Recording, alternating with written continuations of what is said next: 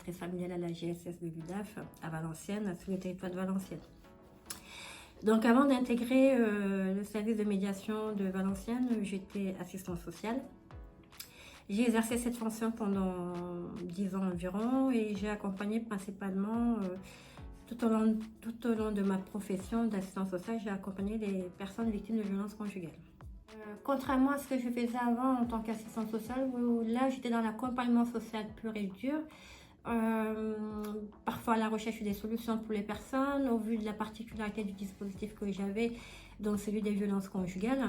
En tant que médiateur, on n'est pas du tout, mais vraiment pas du tout sur les mêmes axes, on n'est pas dans de l'accompagnement, on est plus, en tout cas de ma vision que j'ai du métier, hein, on est un soutien pour les personnes qui sont dans des situations familiales compliquées où on doit les aider à restaurer le lien, à restaurer le dialogue. On n'a aucun pouvoir en tant que médiateur, aucun pouvoir de décision sur tout ce qui va leur permettre en tout cas d'aboutir soit à un consensus ou à une prise de décision. Donc ce sont tous ces aspects-là en tout cas qui m'ont amené à exercer ce métier.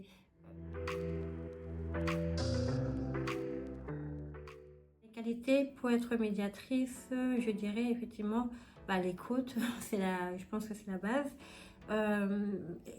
Je dirais aussi surtout l'humilité, en tout cas l'humilité en tant qu'individu, l'humilité du médiateur, parce qu'effectivement, voilà, il faut accepter à un moment donné qu'en tant que médiateur, on soit présent, mais un tiers. Justement, ce tiers qui va être neutre et qui va permettre aux personnes de pouvoir avancer face à leurs difficultés et de pouvoir parvenir à quelque chose, en tout cas, qui puisse être satisfaisant ou pas.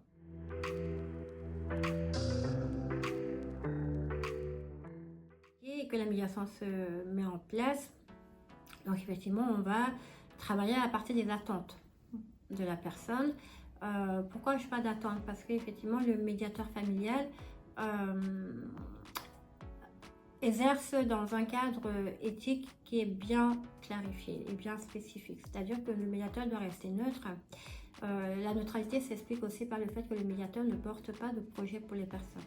On va plus travailler en fonction des attentes et des besoins des personnes.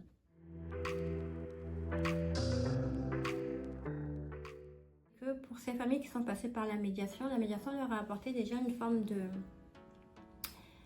d'apaisement. Alors, d'apaisement dans la mesure où ils se sont sentis écoutés par l'autre.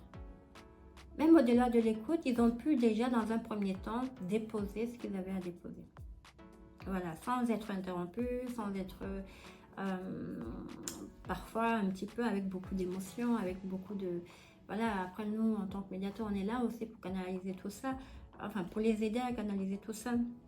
Ouais, ça apporte déjà ça, le sentiment d'avoir été écouté par l'autre.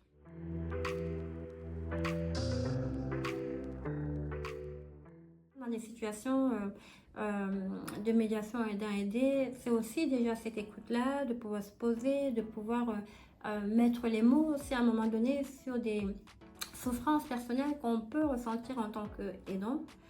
Parce qu'être aidant, à un moment donné, c'est pas évident. Il y a pas mal de choses qu'on est amené à faire, pour lesquelles on doit, qu'on a parfois l'impression de devoir se justifier. C'est ce qu'on fait. Du coup, nous, en médiation, on peut en ramener les personnes à être plus dans des explications que de la justification. Et du coup, ça permettra aussi de comprendre le travail que fait l'aidant auprès de l'aider pour les autres membres de la famille.